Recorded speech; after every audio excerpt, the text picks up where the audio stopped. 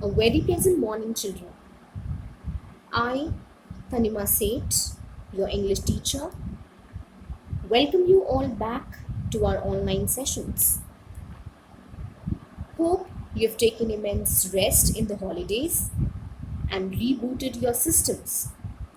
I also hope you might have used your time constructively and wisely. Let's start afresh with lessons learned, great energy, and more realistic promises. Children, our home planet, the Earth, provides us with life.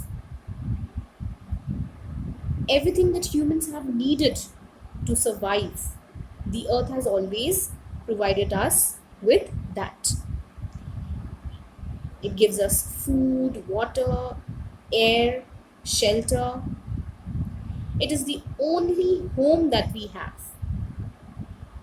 Humanity's entire life support system depends on the well-being of all the elements or factors of the environment.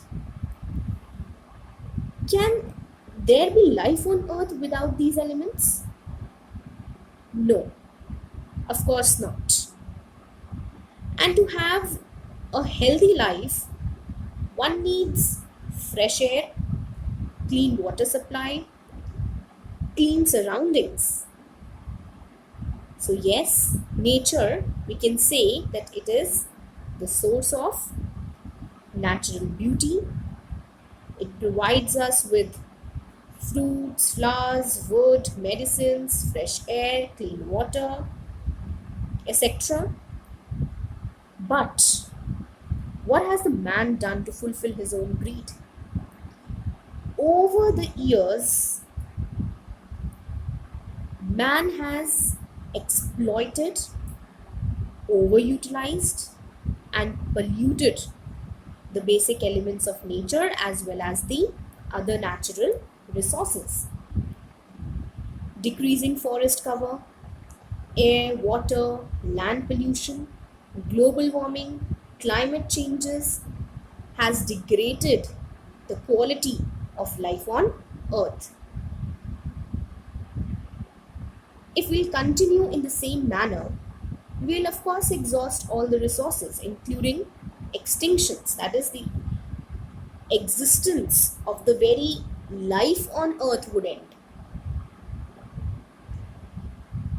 There are environmentalists who have brought the awareness about protecting or saving or conserving the environment through planting trees, saving water, electricity, etc. These were the measures proposed by them. But still, it is being practiced by the minority of the population. And we need to understand that now it's high time. Merely saying that we need to do something and offering the measures to prevent the environment is not enough.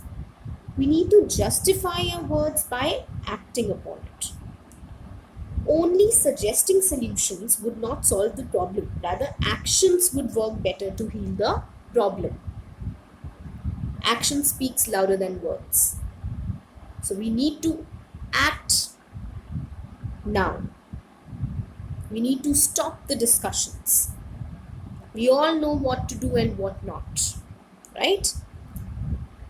And together, we need to work towards a more sustainable future. A future where people, especially the future generations, would continue to have access to natural resources for a long time. And to make this possible, we need to put limitations or restrictions or rules, you can say, on ourselves that must be obeyed. Back from the brink by Rita Banerjee and Maya Khosla, the two environmental filmmakers,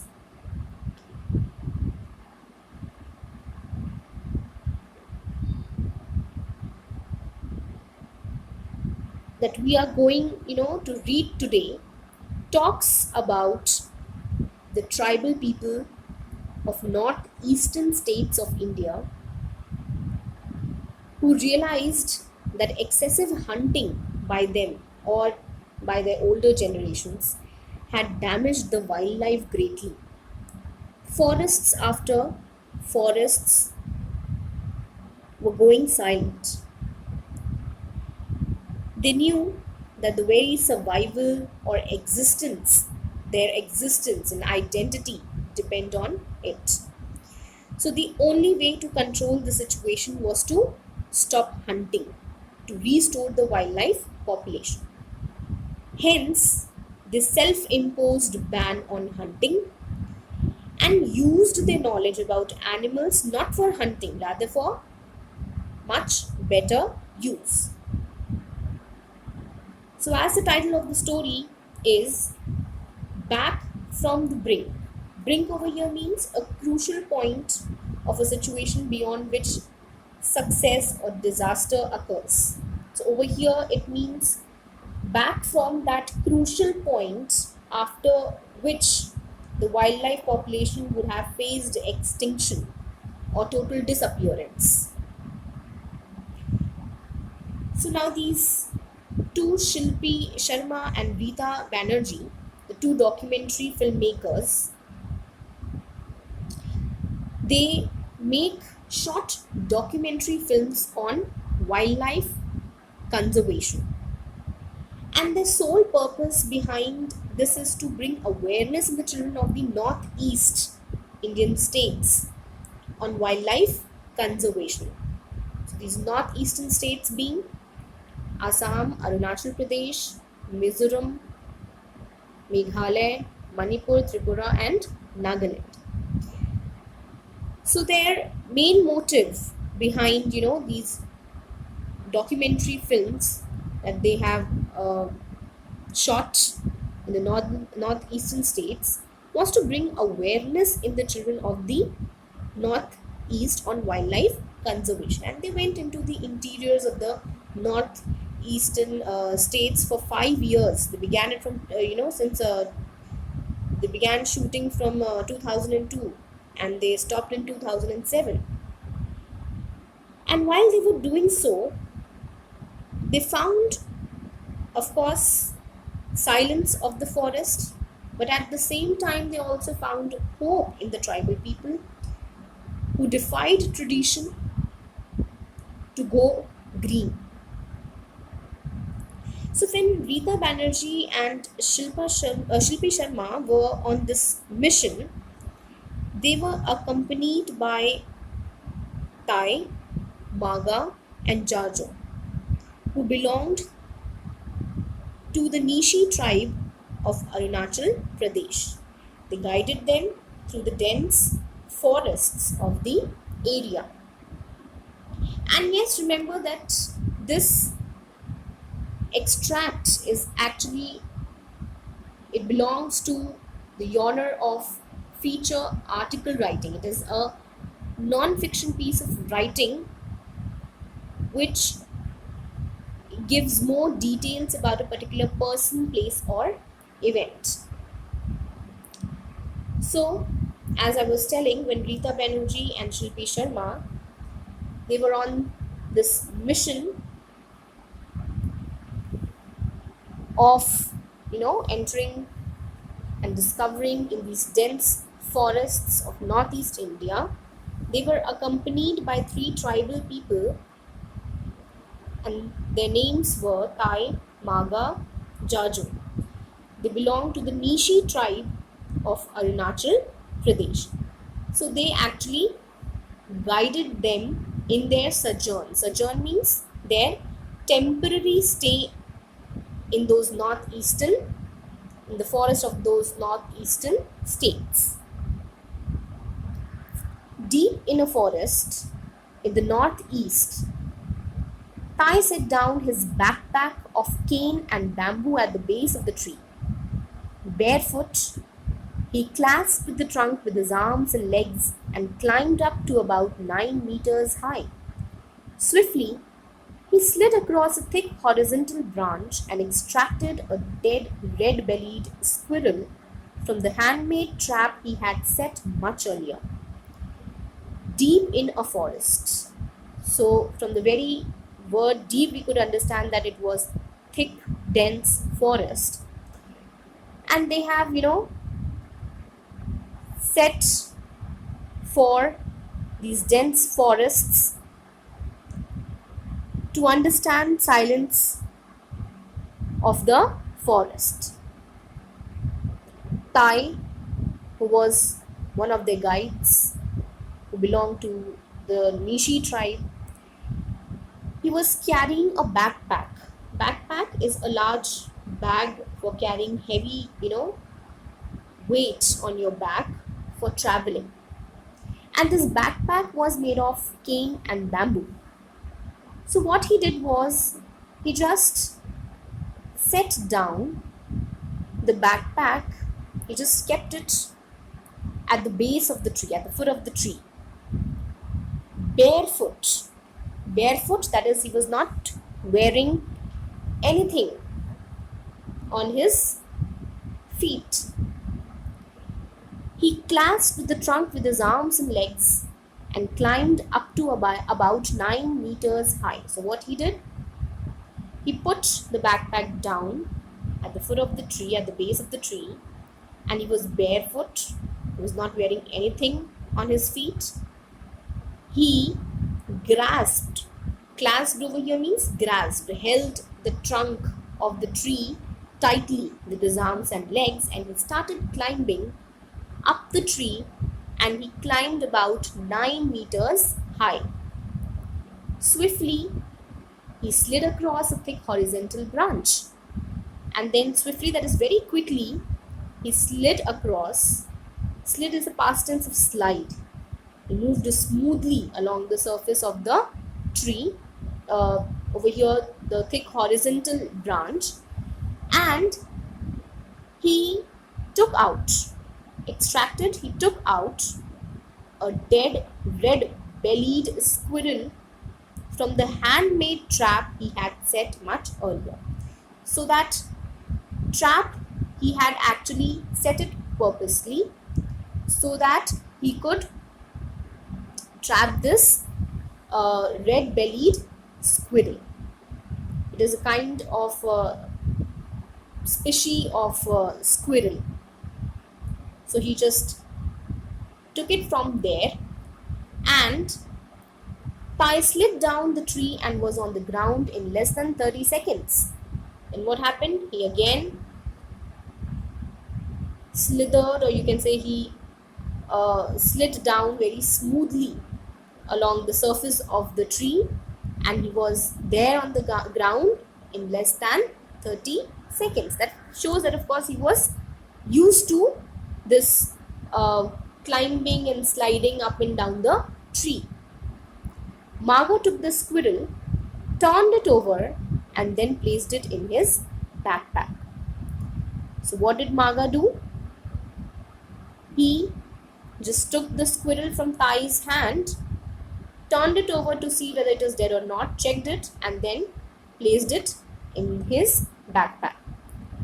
As we continued along the path, slipping and slithering across leaf litter, decomposing leaves on the forest ground, our companions pointed out other traps on the way. So as they were, slipping, slithering, sliding, making movements from one side to the other, across, as they have to walk across the leaves, decomposing leaves that were there on the forest ground, their companions, who were the companions? Tai, Marga and Jarjo of Rita Banerjee and Shilpi Sharma. So these three pointed them out towards the traps that they have set on the way, to catch the animals, maybe small, maybe large. Cameras in hand, we unsteadily crossed gushing streams on bridges made of a single tree trunk. Now, of course, as they were there, they had headed into these forests to make a documentary film. So, of course, they needed cameras to shoot. So, they had cameras in their hand, and whenever they came across streams flowing and there was no other way to cross, so what they did was they formed a bridge above these gushing streams made of a single tree trunk, and they have to walk on it with their cameras in hand. And of course, while walking, they have to try to balance their movement so that they wouldn't fall.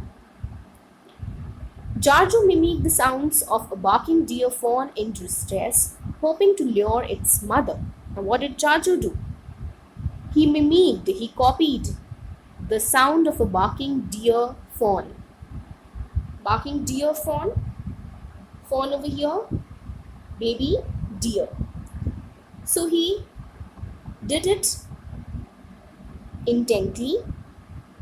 He copied the sound of this baby deer in distress, in pain, so that he could attract its mother. Of course, to hunt her down. Dense forests crowded around us, making it impossible to see further than a few meters ahead. Our pace was much slower than we hoped.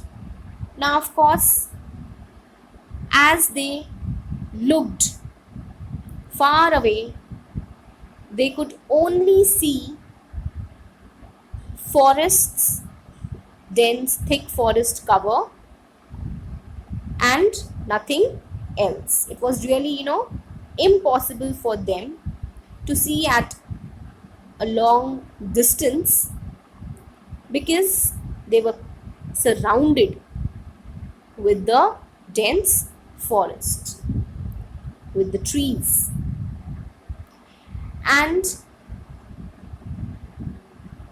over here, the two say that of course they had expected, they were hoping that they would have,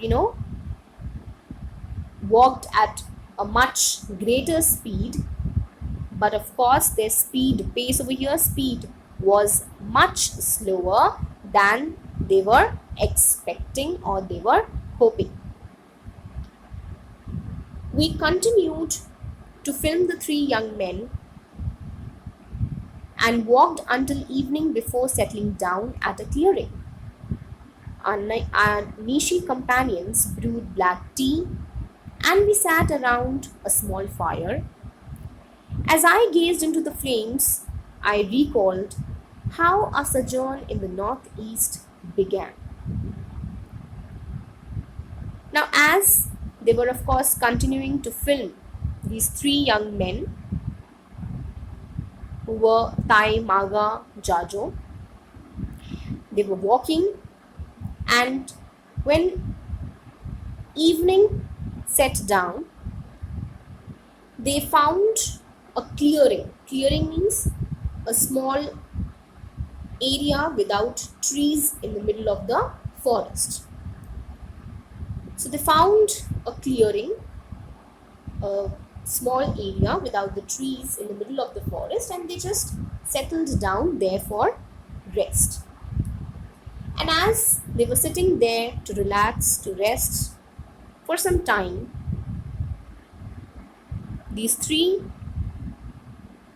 tribal people who were their guides, Tai, Maga and Jarjo, they boiled black tea for them, and they were of course sitting around a small fire. As I gazed into the flames, gaze, that is, as Rita Banerjee was staring staring at the flames, she recalled how her sojourn, that is, she was trying to, recollect the memory, that how her sojourn in the Northeast began. Sojourn over here referring to the temporary stay. All right. So, of course, she was trying to recollect that how her sojourn in the Northeast began. Children, I conclude today's session here. Remember to go through the video again, revise the theme, setting, and the explanation of the extract till where it has been covered. I'll of course meet you in the next video. Till then, stay safe, stay happy. Thank you. Bye bye.